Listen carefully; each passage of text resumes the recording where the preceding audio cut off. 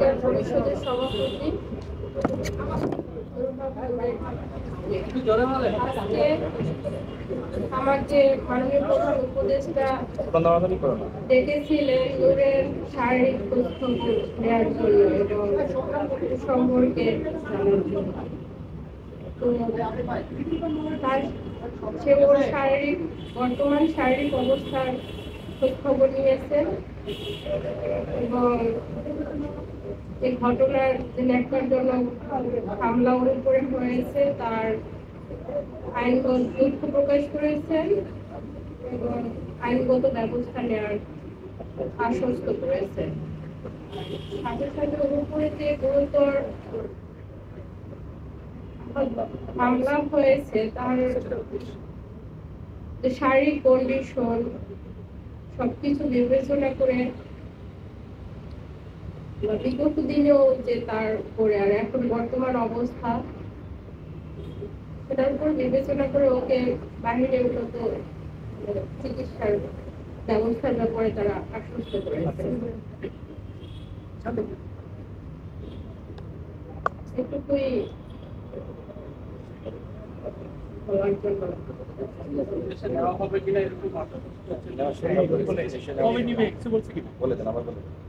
এদেশে নেওয়ার ব্যাপারে স্পেসিফিক ডেট বা নির্ধারণ করা হয়নি, বাট বলছেন যে ওর শারীরিক এখনো তো স্টেবল হয়নি, মানে যার জন্য তো মিনিমাম একটা ওর যে শারীরিক কন্ডিশন এখনো গতকাল বিকেলেও ওর আবার মানে গতকাল দুপুর পর্যন্ত মোটামুটি একটু ছিলেন, বাট ওকে আইসিইউ থেকে এখন বেডে স্থানান্তর হয়েছে ওর মেনলি ক্রাউড ম্যানেজমেন্টের জন্য। যখন আইসিইউতে ছিল অনেক মানে যেটার জন্য জাতীয় পর্যায়ে একটা পরিচিত মুখ সবাই দেখার জন্য ভিড় করছে, তো ওই জায়গায় তো আরো অনেক রোগী আছে, তো তাদের সেফটির ব্যাপারটা মাথায় রেখে ওকে কেবিনে করা হয়েছে ওই জায়গায় ট্রিটমেন্টের জন্য। ও কালকে দুপুর পর্যন্ত মোটামুটি ছিল, বিকেল থেকে ওর আবার ব্লিডিংটা শুরু হয় নাক থেকে,